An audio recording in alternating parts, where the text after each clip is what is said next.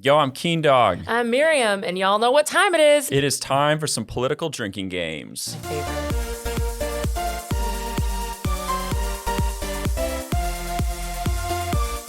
Welcome back to Political Drinking Games. You've got issues with the news, and we're here to help you self-medicate. Yeah, if the political discourse in this country is driving you to drink, then you're in the right place. Yeah, I mean, the news is all grown up. We're not. Except for maybe Pratik. Pratik, where are you? You look someplace scary and mediocre. Washington, D.C. Oh, okay, so definitely mediocre. Scary, too. All right, we got a lot of ground to cover, fam. We've got Halloween in the books, and some of the best costumes I've ever seen turned memes. Halloween. Look at what KEENDAWG brought into the office today for the entire cast, and by that, I mean me. I noticed you haven't tried it yet. I just did on camera. I was waiting till we were live. It's very good. Well, you're required to tell the nation it was a 10 out of 10. It's a 10 out of 10. We've got Let's Go Brandon. Apparently that's a thing. Electoral curses in Virginia that might be broken at the same time as Atlanta's 30-some-odd-year-long curse in baseball. Republicans talking about getting a divorce from big business, kind of unthinkable. At the same time, Hollywood is maybe talking about getting a divorce from violence in movies. And of course, because it's me and I love it so much, well, I love you so much too, we have to talk about inflation and supply chain disruptions. Oh, my favorite. You know, the North Pole maybe not having enough parts to get to Christmas. But let's start with Halloween, right? Everyone loves Halloween. Yeah. Boo, boo, scary. It's over, but it's not. Pratik, I need your consent, though, too. We always start with Would You Rather. That's our first drinking game for the week's news. Would you rather me begin? Yeah, go for it. Thank you for your consent. Thank you. I know, just glowing approval. All right. Halloween isn't in the books, but we have two things that will live on forever because they're so good they belong on the top of Mount Rushmore. The first was Senator Mitt Romney, elder statesman of the Republican Party's costume. Yes, he dressed up as Ted Lasso. Yes, it was a perfect 10 out of 10. Yes, it was. Yes, he posed a photo for Biscuits with the Boss with Senator Kyrsten Sinema. Truly, truly, truly, I've never been so happy in my life as this. I love that he's as obsessed with the show as we are. It's like, ooh, politicians, they're just like us. I love that a U.S. senator who has the authority to block any legislation from becoming law by himself basically spent a whole week just doing outtakes of Ted Lasso like memes. perfecting it. Right. He belongs in Hollywood. So same time, Hollywood for ugly people, except Mitt Romney's very good looking. And we're about Super hot. Yeah. We're about to talk about Pete Buttigieg too, and he's decently attractive. I'd do him. Yeah, he's a 1. He's not a 0. Binary. Oh, I got it. Yeah. Pete Buttigieg, the Secretary of Transportation, was in a little bit of hot water for, O being on paternity leave during global supply chain crisis. I told you we were going to be talking about that. But he does have 2 really cute kids, and he dressed them up as traffic cones, which I think counts as making wine out of water, making lemonade out of lemons. Making infrastructure out of a non-infrastructure period. Right. Like he's creating infrastructure in his own household, Build Back Better with a new generation. So I got to ask you guys flat out, who wore it better? The Buttigieg babies as traffic cones or Mitt Romney as Ted Lasso? I mean, they're both so good. Like Buttigieg is obviously poking fun at himself. But then Ted Lasso, what was really cool about Mitt Romney doing Ted Lasso is that it inspired lots of people to then dress up for Halloween as Mitt Romney being Ted Lasso. Whoa. That was all over Twitter. It was so meta, like more than Facebook meta. It was like super meta. Okay, I want to put a little fly in the ointment here, and that is that I don't even think Mitt Romney is the most Ted Lasso of like recent U.S. senators. Oh, that's a good question. Right? Do you guys, Pratik, have you ever watched Ted Lasso? Are you aware of this show? I'm only aware of it because of our earlier segment. Oh my God, Pratik. Well, as soon as we're done, you have to binge the first 2 seasons. Homework. Pratik, do you have, like, based on your limited knowledge, would you like to nominate a politician for, like, a verifiable certified Ted Lasso? Well, first we must describe Ted Lasso so that he is equipped to nominate one. Okay, let's make some soup here. A good guy. Good guy. Probably center left. Rustic. Totally. He also might be gay. Kind of. Like, what straight man has such a commanding sense of, like, 80s feminine pop culture? Like, the Barbra Streisand jokes. Yeah, no, I get it. Yeah. Maybe a man raised by a divorced woman, actually. Extremely optimistic. Pratik, yes. Did I describe someone who you think might be a better Ted Lasso than Mitt Romney? Well, it sounds like everyone likes him and he's not even remotely controversial. So So it not sounds like KEENDAWG. exactly the kind of position Mitt Romney would take on the matter. Yes. So then the question is, would Ted Lasso vote for Mitt Romney? I think so, because I think so, too. they've got that old boomer vibe. But I was going to give it to Jeff Flake. Maybe you remember Jeff Flake. Oh, yeah. I could see that too. All right. I don't want to lose the thread, but I got to ask you one more time. Roy Kent, he's here, he's there, he's every fucking where. Oh, fuck off. Roy Kent. Is he Mitch McConnell? No, that is an insult to Roy Kent. I think it's a compliment. Mitch McConnell's here, he's there, he's every fucking where. That is where you and I are different, sir. All right. But Pratik, the point of all of this windup is, I don't know that we got the best possible Ted Lasso out of the U.S. Senate, but, traffic cones are commodities. So, maybe the Buttigieg twins wore them better. I mean, we haven't even seen a photo of both of the Buttigieg kids in their traffic cone That's outfits. because one of the kids, Gus, who's 2 months old, is in the hospital right now. The little baby spent its very first Halloween in the neonatal ICU. Did he eat too much candy? You got a little tummy ache? Probably. Yeah, maybe, I don't know, too much been there. artificial breast milk or something. But also about the Ted Lasso thing with the little biscuits, I just wanted to say that a lot of people on Twitter thought that the Ted Lasso Mitt Romney thing kind of looked like adult film vibes with Kyrsten Sinema. I'm for that, 100%. I was so for that too. I'm totally for that. Yeah. All right, Pratik, we sort of left you off the hook on this one, but I don't like leaving you off the hook. So who are better, the Buttigieg twins or Mitt Romney? Tie. No. Well, Make him talk. I think it has to go to Mitt Romney only because I think Buttigieg really dropped the ball here. And there's a context here, which is, of course, the entire scandal over his paternity leave. I mean, Pete Buttigieg, I'm surprised because on the one hand, you would think he has good political sense, but he seems to have a fundamental misunderstanding about what the deal is that he has with the American people. When you're a cabinet secretary and you're serving a newly elected president, you owe your job to the country and the president. You can't go on paternity leave for several months on end, especially when you're dealing with what may be the most important issue in the country. And then after he deals with all kinds of flack and does no particular service to his boss, he then has the nerve to make his kids, again, the story in the news. I think this is a fail all around for Buttigieg. Yeah, Buttigieg is obviously a monster for taking paternity leave while his baby's in the hospital. Off with his head. But the funny part of this story to me is the different part, which is it's like how Joe Biden's America is it to have this like giant issue out there, which is you can't get shit. You can't get axles or tires for your car and gas is like $6 a gallon. And they're out saying, hey, we're down with paternity leave. Like what issue could people care about less when you just can't get basic shit?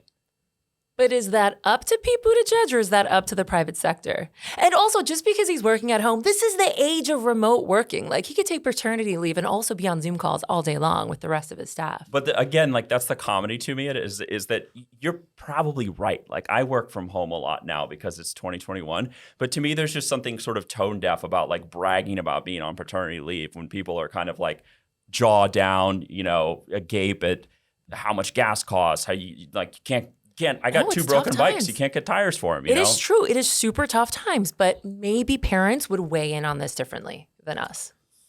Like maybe this is a thing that matters to parents. Could be. But I'm very selfish, and I'm inclined to care about my own life more than other people's.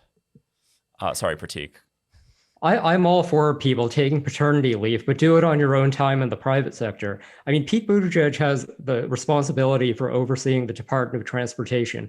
It's nearly impossible to get people at DOT to work under any circumstances. Damn. I can promise you're certainly not going to do it when the cabinet secretary is at home on paternity leave. Spoken like a true libertarian. Okay. All right. Well, that was fairly scathing. I guess I'll take optimism here and say that maybe Mitt Romney wore it better. It leaves a good taste in my mouth rather than a sour or diluted taste here. I get it. I support it. All right. And we didn't even talk about the therapy bill that's coming for Buttigieg's kids. On the next episode of Drinking Game. Drinking through Pratik's takes. All right, let's talk about things that you don't want to be famous for. Maybe don't want is the wrong term. Maybe things that you never asked to be famous for. Okay, so like do you remember like it wasn't that long ago that to be famous, like you had to be the president of the United States. Maybe you had to paint the ceiling of the Sistine Chapel. Star in an adult film. Right. Debbie Does Dallas, like it's Kim Kardashian does that other guy. Right. Now you can be famous on the internet for things you didn't even do. Like at all. Right. Like didn't touch them. Nope. So let's start with the thing that's just not even the tip. All over the place, which is this "Let's Go Brandon" thing, which is this sort of right-wing coda for, their words, not mine. Good use of the word coda. Biden. Let's go Brandon. Now equals fuck Joe Biden. Anyway, this NASCAR driver named Brandon Brown is the namesake of it because I guess he won a race in Talladega pretty recently. And the NBC commentator said the crowd's chanting, "Let's go Brandon." And everyone's looking around saying, no, they're chanting, fuck Joe Biden. So now Ted Cruz, some congressman named Jeff Junkin. Do you think the correspondent knew? Where they were like, I can't repeat that on national television. Yeah, is that how you Everyone's just make nodding it go their away? heads, America. Everyone's nodding their heads in the studio. Is that how you just make it go away? Or is this like the deep state, like trying to cover up and censor criticism of the libs? Yeah, I don't know. Conspiracy theories for next podcast. Anyway, so let's go Brandon. This driver is now famous for being the namesake of fuck Joe Biden. I would not want that job, but someone's got to do it, I guess, if in modern right-wing politics. All right, now let's go as far away from the Talladega Motor Speedway as we possibly can in the culture war. So where does that land you? Los Angeles? Possibly. Maybe? I was going to say your options are like tech, academia, or Hollywood. Totally. So you want to do academia? Let's do it. All right, let's go to academia. All right. I don't know if you guys remember Ibram Kendi. Oh, yes. He is the fellow who wrote that book, How to Be an Anti-Racist. If you're really into that like woke stuff, he's your John the Baptist. If you're not really into it, he's like your Rasputin that's just messing up how everyone thinks about the world. He is very famous right now because he deleted a tweet.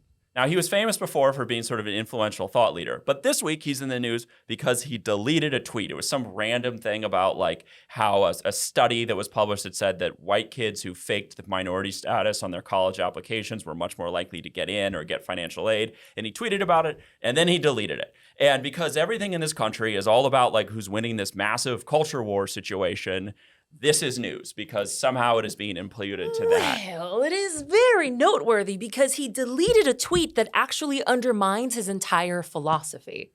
Like he deleted a tweet about a study that actually showcased how some white people were getting into college easier because they were flouting, artificially being minorities. Can I tell you why I'm really excited about this? Why? I don't get to play the heel that often. I don't get to, slide into the good graces of people, who like Elizabeth Warren and think gender studies is like a worthwhile college major. Sure. Did he really undermine his entire field of study? Well, no, he didn't undermine. I mean, the man talks about how systemic racism is a thing, and it's absolutely true. And I'm so glad that we've had his thought leadership during his entire career. But you also don't get to omit data points or omit studies that show that this is also nuanced and that occasionally it actually is favorable for you to be a member of a minority group. And what he did was he omitted a tweet that didn't support his whole theory. Pratik, is before we get to the would you rather of this, which nominally is what we're supposed to be doing right now, are we in like Second Amendment hardos territory here where like admitting like any bad use of guns is the slippery slope to having no guns, like admitting that anything in America could actually be more favorable to minorities than white people? Like, is it the same slippery slope argument for why people are so fired up about this? I mean, the thing that was bizarre to me, I think I'm sympathetic to MIRIAM here, is I actually don't know why he deleted the tweet. I mean, I think given his stature in American society as a public intellectual, I actually would have found it interesting for him to give a take on how he reconciles his theory about discrimination with what we know about college admissions, where if you are a certain type of minority, you get a huge leg up. Not only did he not do that, I thought actually what came after was in many ways even worse, where not only he didn't provide an intellectual take, he accused his critics of basically trafficking in racism. And he went as far as to liken them to a slaveholder from the antebellum era. It was actually a really rotten way of engaging, and certainly not Isn't that sort of how it works, though? That's what wins?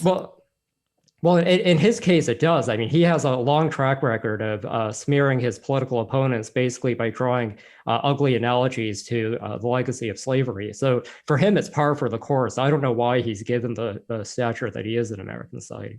All right. Well, can we frame this on the we're supposed to be boozing our way through this. All right. Like, What's the shittier hand of cards here? Like, would you rather be your name be the linchpin for fuck Joe Biden? Like, let's go Brandon, fuck Joe Biden. I mean, like Ted Cruz is tweeting memes of fuck Joe Biden on Wheel of Fortune right now. Oh my God. Also, there was a song that hit the Hot 100 called, what's it called? Let's Go Brandon? Let's Go Brandon. Is that by the Island everyone Boys? is saying this. Also, there was a Southwest, did you hear about this? Pratik, did you hear about this? There was a Southwest Airlines flight where the pilot went on the air and during the announcement said the whole phrase, and now he's like fired and being investigated. But like, again, I highlight, how is this stuff newsworthy? It's crazy. Or would you rather be famous for deleting a tweet? So let's finish the thought. Like, you want the whole world on your shit because you deleted a tweet, or you want the whole world to remember you as the fuck Joe Biden guy? I mean, God. Obviously, they both suck. I don't want to be famous for Let's Go Brandon because it's just ingraining so much more vitriol into our political discourse, which is the last thing that we need. Yeah, I think I would have the opposite take. And to me, it's a matter of expectations. Like, if you go to a NASCAR rally and something inappropriate doesn't happen, it would actually kind of be a little bit weird. But I do think that from a public intellectual of the stature of Ibram Kendi, a professor at Boston University and so forth, if we can't get dignified behavior and intellectual discourse out of people like that, where are we going to get it from? So I think it's much more problematic in his case. I mean, but the deleted tweet goes away. Like, Brandon, what's his face, the NASCAR driver, is just like the Let's Go Brandon guy. Or I don't know, maybe that's like shelf life of a meme too. Couldn't really tell you, but like, I feel like the deleted tweet is yesterday's news. I feel like the whole Let's Go Brandon thing is actually the sequel to the Colin Kaepernick thing because it's a lot of also people. Also in the news this week. Was it in the news again this week? No, Colin Kaepernick said that. was? I think he said the NFL draft was slavery or something like that. Oh, on the next episode. But because here's the thing that I'm wondering. What is the difference between a Southwest Airlines pilot taking advantage of his time on the clock, saying this thing that's controversial and half the people disagree with, versus Colin Kaepernick taking advantage of his time on the clock, also expressing his political opinions? What's the difference between the two? What the opinion is? Sure.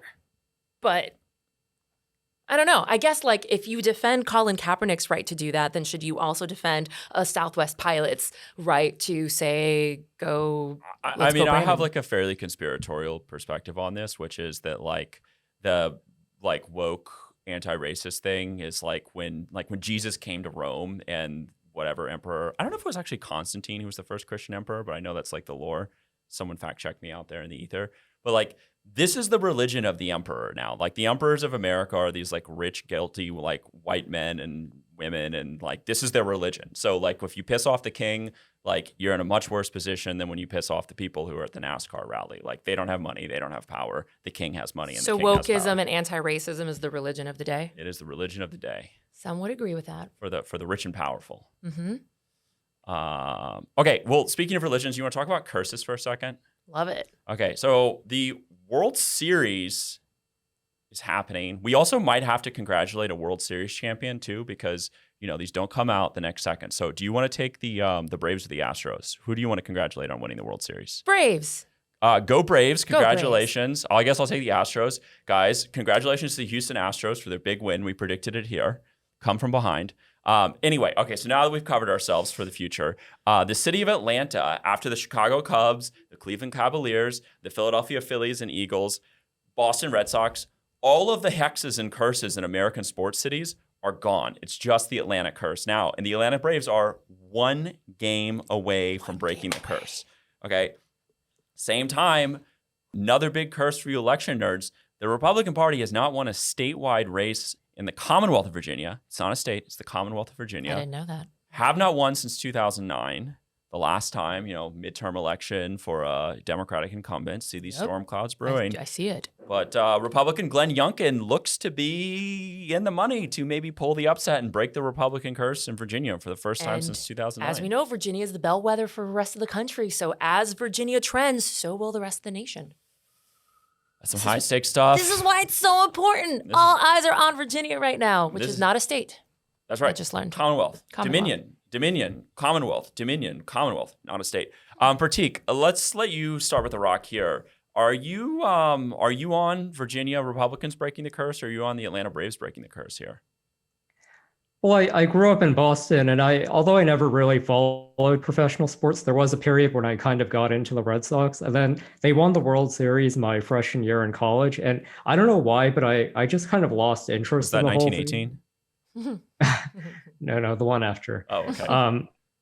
I don't know, maybe it's like my weird dark side, but I kind of liked just every year watching them lose. And then after they stopped, it kind of ruined it. So I actually don't know if Atlanta fans really want this to happen or not. God, I It's would kind of a love to meet your plus thing. therapist. Do you consider yourself like a Freudian guy? Do you have like an Oedipal thing too, or what's going on here? I don't think it was only me. I mean, most of the people in my dorm were, or not most, but a lot were from New England. We were kind of having the same dilemma. But anyway, It's just like less urgency once they've won, you know, like it's just the You have curse no one is to fight broken. for. Right. They're no longer the underdog. Right, I get that. right, right. I kind of okay. Yeah, So I would say the Virginia Republicans. I don't know if I would take them. I mean, they just lost. Joe Biden carried that state by 10 points. That's like being the Houston Astros, who are down, I think, 2 games in this World Series right now. I mean, they got a lot of coming back to do. I feel like isn't the smart thing here to take the Atlanta Braves and not the Virginia Republicans?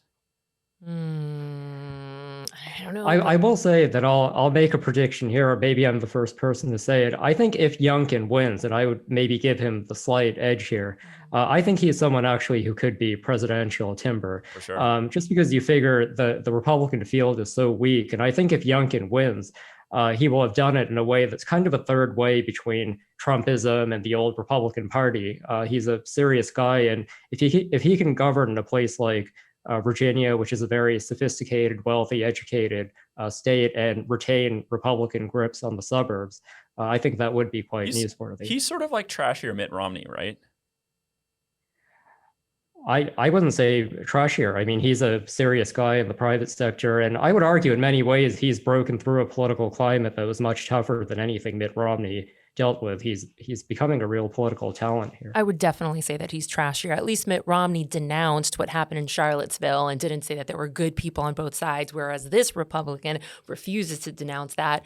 I just think it's really interesting because the culture war that's happening in Virginia right now is the one happening in the rest of the country. It's like suburban Democrats versus, MAGA Trump supporters and then pissed off parents. Like that is the war, and I'm just curious to see who's going to win, which we will know by the end of the week. Yeah, I mean, I guess we're on the hook, right? I mean, who wants to be bold and take the Republican in this? Pratik, I feel like you were bold and you just predicted the Republican win.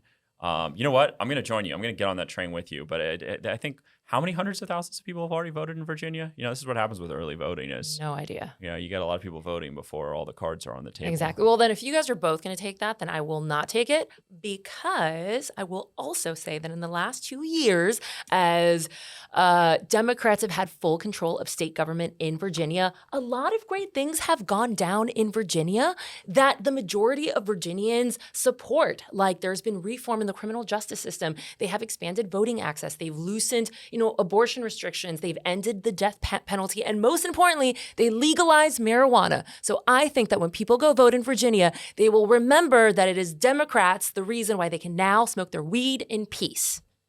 Are you going to disclose the DNC's contribution to the show on our next episode? Fake news. Okay, let's talk about divorce. All right, Republican Senator Marco Rubio, yes, little Marco, good-looking guy with less hair every year, I know. has called for the Republican Party to divorce itself from big business. It says, quote, our goal, says Marco Rubio, is to take power away from big institutional shareholders that use regular retirees' savings to push woke policies. Hard to imagine a Republican Party that isn't kind of simping for big business, but we've sort of, starting with Trump, we've seen it coming, more the little guy's party, more skeptical of big, powerful corporate interests. At the same time, we're going to go back to Hollywood. I think you guys all remember that Alec Baldwin accidentally killed someone on set, which really sucks. We're not going to make fun of him for doing that. Like, talk about just terrible, terrible luck and tragedy. Not making fun of Alec Baldwin. No, you're not. Pinky swear. No, I pinky swear. Yeah, no one's going to make fun of Alec Baldwin for this.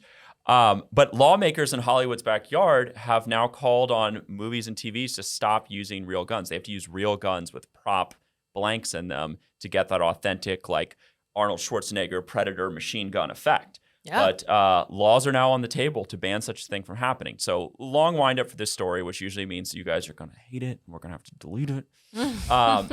Would you rather pay $20 for that movie ticket to watch Keanu Reeves in the next John Wick sequel? Would you rather pay those $20 to have him shoot a CGI gun? That sounds awful. Or would you rather listen to Marco Rubio for the next 3 years talk about why the Republican Party is the small man's party, which also sounds pretty boring and I mean, the gun one, you can actually argue both ways. The truth is you're already paying $20 to see people use CGI guns. We do it all the time. The bigger the production, the more that they just do in CGI. However, if they really turn this into a law, this is going to hurt the underdogs. This is going to hurt independent films. This is going to hurt the films with smaller budgets because it takes a lot of money to give your footage to a team of CGI people who then add the effects. Not to mention, as millennials, we are used to such a fast turnaround for production. Like whenever I log into Netflix every night, I expect like 10 new TV shows every single night.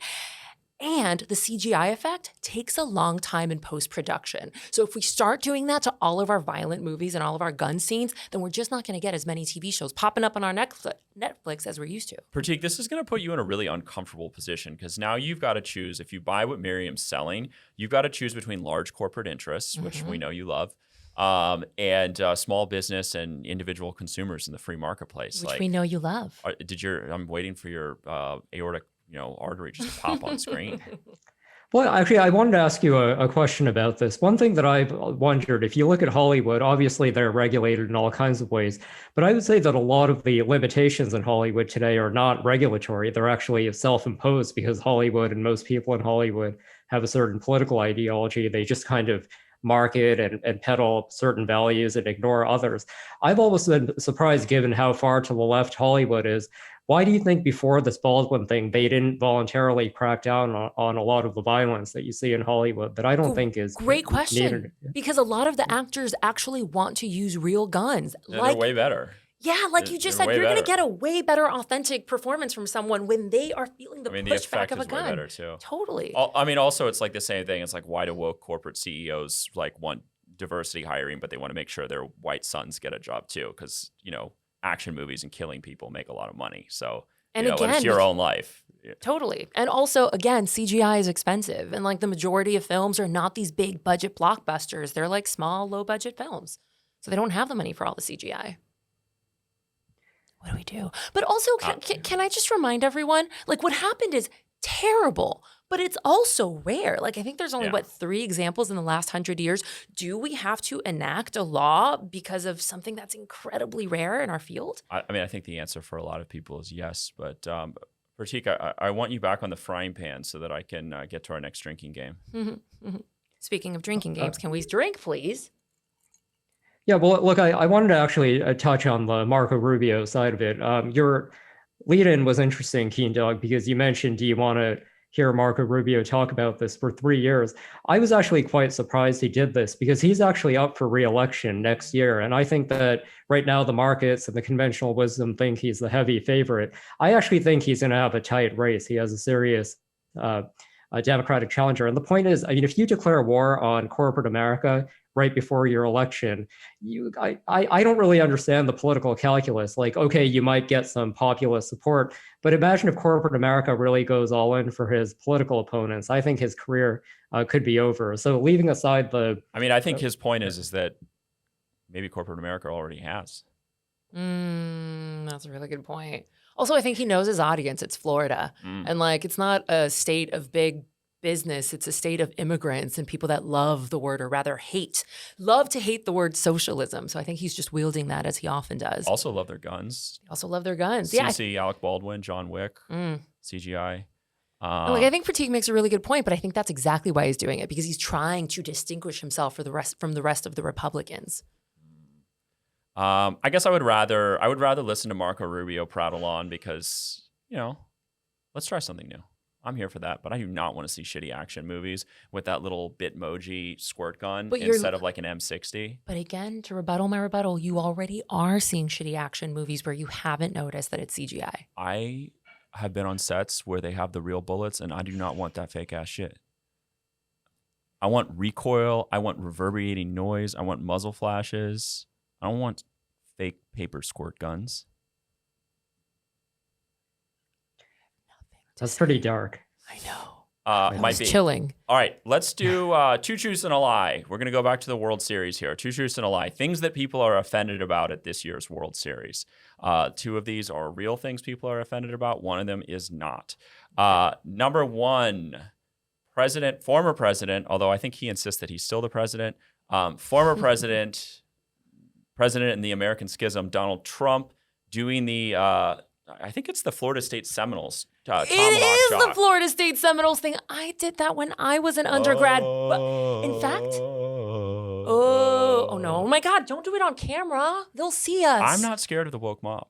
I am. I'm part of it. Donald Trump does the Atlanta Braves, Florida State Seminoles tomahawk chop. Number two, PETA, People for the Ethical Treatment of Animals. What did they do? Nominally something we should all be for. Yeah. PETA demands that Major League Baseball retire the term bullpen due to the fact that it is offensive to animals. Okay. Number three, ESPN commentators. I'm not going to tell you which because I don't want you to Google a name. ESPN commentator demands that pine tar, that it just be called pine from now on, what they put on baseball bats, because of tar's connection to racial practice of tarring and feathering. God.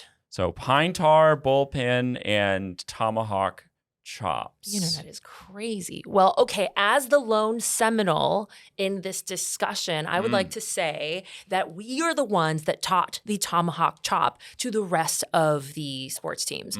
But I will also say Cultural that the diffusion.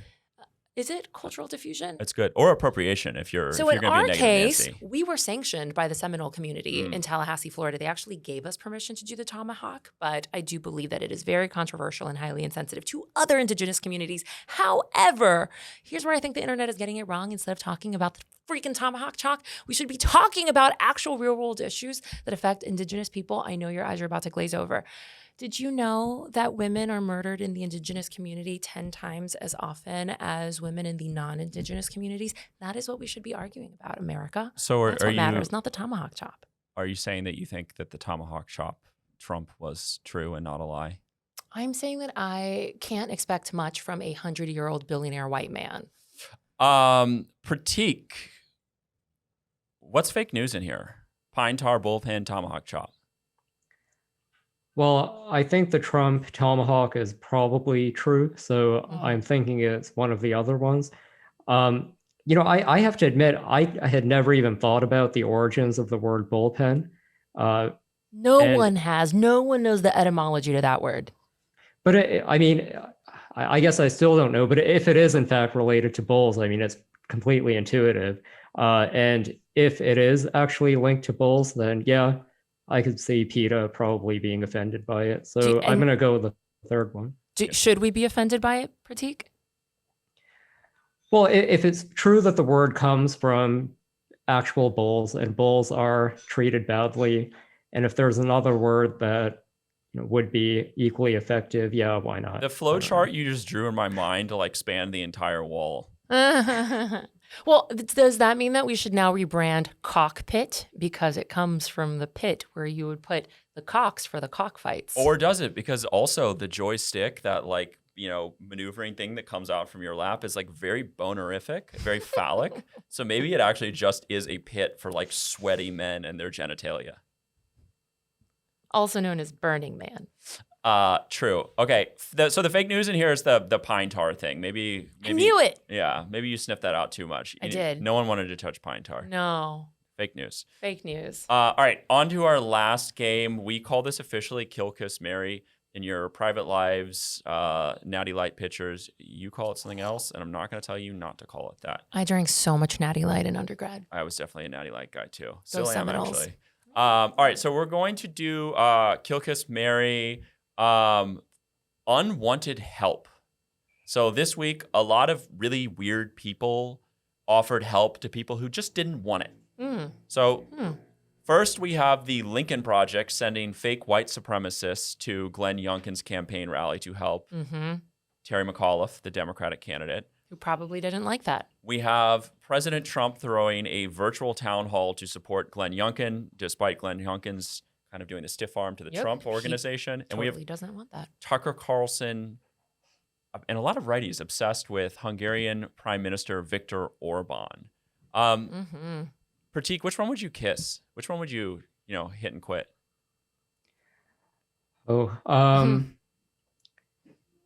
Well, look, I think with the Trump endorsement, I mean, although I'm not a Trump Republican, I think it's actually an open question whether or not a Trump endorsement actually would be valuable in this context. So I would maybe marry that one.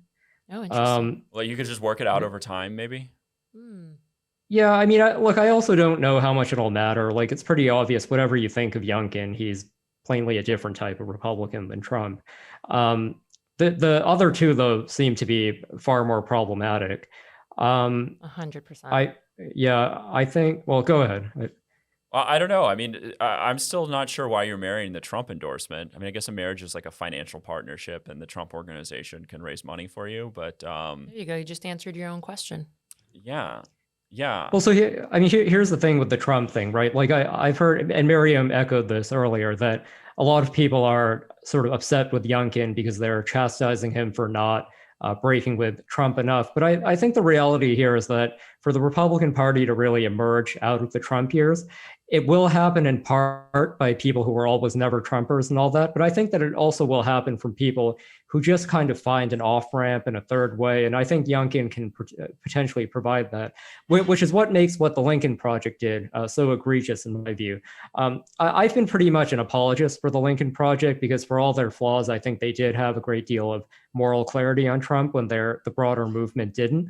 But I mean, it's one thing to be kind of the voice of reason and a conscience for the conservative movement, but then to pull a stunt like that, I mean, I don't know.